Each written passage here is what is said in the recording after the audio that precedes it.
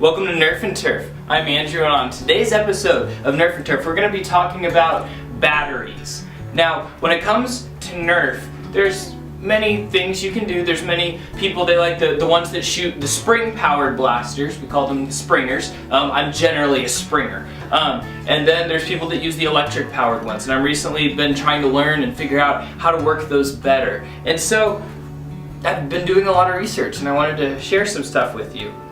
I'm not by any means saying I'm an expert at this. I'm not by any means saying I actually know what I'm doing. I just know that this is what I have learned. And if I can share it with someone, I'd like to do that. Because I felt like a novice coming into it, and there's great forums. You just have to Google it, and you'll find so many blogs. But I just wanted to try to find a fun, simple way to maybe try to explain the battery thing. So right here, I've got my Nerf Strife, which I showed in a recent episode where I've redone the wiring in it. So I'm pretty excited about that. I'll go ahead and take the attachments off of it for right now. And we'll just be working with the base blaster. So, as you can see, I've already taken the batteries out of the battery tray. Now, Nerf suggests that you load these up with AA batteries, so Duracell AA's. And so let's talk about those. So right here, I've got a Duracell AA battery. You know, pretty small. I think it's the 14,500 size is what these general batteries, I believe that's the size, so might be wrong on that.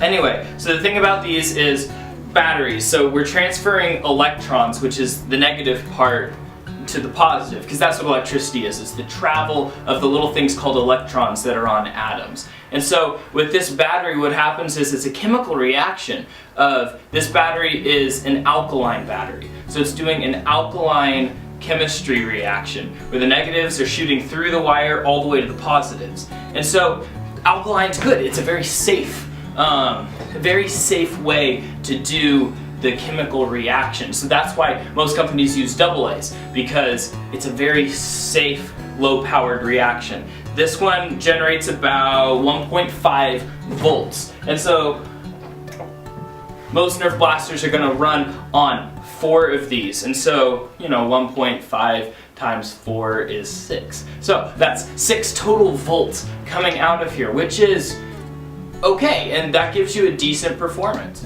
It's not great, but it's decent. So I'll go ahead and show you what 6 volts sounds like. I've simply got the 4 AA's in here. I'll pull the rev switch. A nice quiet little high-pitched hum going there. You know, you can kind of hear the motors moving. So, as I discussed earlier, what's happening is a chemical reaction where it's passing from the negative to the positive. So the electrons are shooting out. They're going through the blaster to where the motors are, and so they're spinning the motors. And then it finishes a circuit by coming by the rev switch, which is simply a switch that you have to close. And once you've closed it, the electricity flows through. So that's how that works, and that's with an alkaline AA battery. Now that gives you decent performance. However, I was recently, realizing a lot of people were using big terms like IMRs, Trustfires, LiPos, and I was trying to figure out generally what those are. And so I did some research and I moved on to Trustfires. So with the Trustfires I use, it's what we call an ICR. So it's a lithium cobalt oxide battery. So it's using cobalt as the main, lithium and cobalt is the 2 chemicals doing the chemical reaction of the negative transferring through the blaster to the positive. Now the nice part of that is the way that chemical reaction works, it makes more volts, which is more energy, more electrons shooting through. And so each battery is going to produce 3.7. Now the thing about Trustfires like these is that the way the chemicals work is it's not as stable, it's not as quote-unquote safe, and so it drains a whole lot faster. And so these will empty a lot faster than your AA's will. However, they are fully rechargeable, so you can just throw them on the charger. However, some people get frustrated with that, and also because they're a more unstable chemical reaction, they burn off faster, so they shoot more electricity through, meaning if you run them too hard, they can overheat your engines, and it'll get hot. That's why most people consider them dangerous. They're not dangerous if you're used correctly. So the other type of battery a lot of people like to use are called IMRs, and those are lithium manganese oxide. And so that's a chemical reaction to use the manganese with the lithium is it's going from the negative to the positive. And this is just as powerful as the Trustfires, if not a little bit more so in some cases, but the chemical reaction is more stable, and so it doesn't burn off as fast, it's less likely to overheat, and it will run out a whole lot slower, so it doesn't die instantaneously. So that's why a lot of people love the IMRs, is what they're called, for the lithium manganese oxide. One of the interesting things when it comes to Trustfires and IMRs is, as I said earlier, each one's about 3.7 volts roughly. And so just 2 of those is going to produce more than what 4 of the AA's were producing. And so what if you put 4 of these in? You're just maxing out the voltage. And in all honesty, the wires in here don't want to handle it, and the motors for sure cannot, and you'll just burn out your motors. And so when you do that, you want to run on fewer than 4. So generally I run 2 to 3 of these, and then there's a little trick. There are these things, which a lot of people call dummy batteries. Or in reality, you could just wire your battery tray. And so what it is it's essentially something that looks like a battery that has a wire running through it from the negative to the positive. That's why it's a safe, insulated, you can't get shocked, it's not like an exposed wire. But it's empty, it doesn't push any power through it, but it just circulates the power through it. And that's why it's very useful. So I usually use 1 of these and 3 of my Trustfires. And so I generally like to run my blasters with 2 to 3 Trustfires. So I'll put 2 of these in and then 2 dummy batteries in. So it's getting over 6 volts, but it's not too much that it could overheat. But then when I really want to get competitive, I'm going to put 3 of these in. So we're looking closer to 10 or 11 volts, and then 1 of these. And so this doesn't add any voltage, but it just continues the flow so the electrons can continue to shoot through it. Now I'm going to go ahead and load up my 3 Trustfires with 1 dummy battery just so you can hear what it sounds like. Because you can hear the power difference between that and the simple setup with the 6 volts from the 4 AA's. So, got all that in, so now you see I don't have an exposed wire, it's simply the dummy battery taking the place and putting the energy through it. So now I'll press the rev trigger.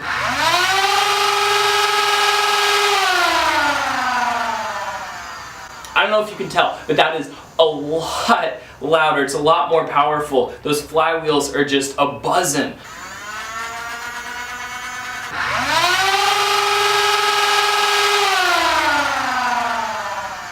So when your dart goes through it, it's going a whole lot faster. And then the IMRs, of course, you can easily run the 3 IMRs in a dummy battery and not fear it overheating as much as you would with the Trustfires. So I just have to be smart with the way I deal with those. And finally, the thing that most nerfers, or most competitive nerfers, or people that are really way into this hobby like to use are LiPo batteries. So what this is a lithium polymer battery, or a LiPo battery. Lithium polymer, you know. And so again, it's very similar to, let's just go back to the basics of the alkaline. It's a chemical reaction coming through it, right? So that's what this is, but it's multiple batteries together. And so, but the thing about the lithium polymer is it is possibly the most stable chemical reaction when it comes to the specific electronics we're dealing with. When it comes to the electrons shooting through to power a toy gun, what you would like is the lithium polymer, because it's going to be safe,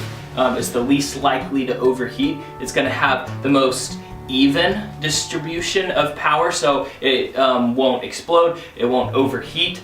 So that's the nice part about these. They do cost a little bit more than most batteries. They are fully rechargeable. However, you know, you want to spend money on a decent charger, wiring and such for it, and that's why I haven't put any of them in my blasters yet. I'm working towards that, but for right now I'm very content with figuring out my Trustfires. Yes, I realize there's much better options out there, but I'm content being where I am with those and hoping to move forward into other power genres in the future. And also I wanted to talk about the wiring, because I made a huge mistake. So when I first bought wire, I bought a huge spool of 14 gauge wire. Now the thing about this is it's incredibly thick. And so it's going to have a lot of resistance, and that means as the electrons try to go through it, it gets bogged down in a bigger wire. And that's because it might spread too much. It's kind of like the Goldilocks principle. You don't want too much, you don't want too little, you want just right. Because what most Nerf guns come with is about 22 to 24 gauge wire, which is itty bitty. And that means, great, there's not a lot of resistance. However, all the electrons are getting bogged down in it, and they're not able to go all the way through if you put high power in it.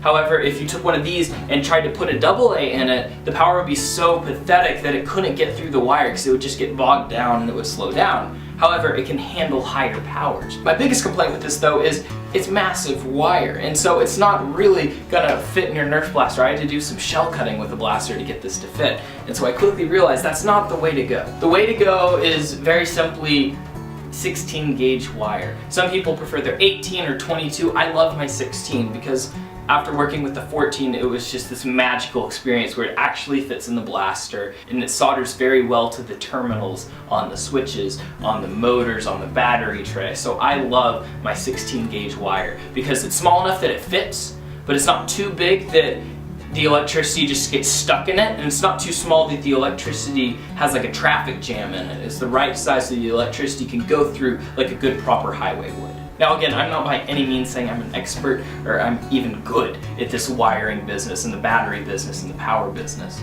But I kind of wanted to share the general knowledge I've gathered, and I'm sure you could tell me a whole lot more, but I just wanted to try to compile it together and just do a very simple explanation of these. And you can find all of these battery types on Amazon, and especially on Etsy. I found a lot of fantastic products, especially when it comes to the LiPo batteries from an Etsy store called OutofDarts. And so look into that because it's a very interesting world when it comes to that. And it's not just so it hurts more or shoots harder. For me, it's the fun of figuring out how these electrics work. And I also want to stress that if you're under the age of 12, don't work electrics without your parents' supervision because yeah, it can get dangerous. I haven't shocked myself yet. Actually, I take that back. I have shocked myself once or twice. I haven't burned myself with the soldering iron, and I am proud of that. But you know, just be smart about it. Do it with your parents' supervision. Make it a fun project you can do with them if they're willing to do it, to try to figure out how those things work. Because God made a really cool world. Why not figure some of it out? Get on out there and nerf your turf. Have a blessed day. Bye-bye.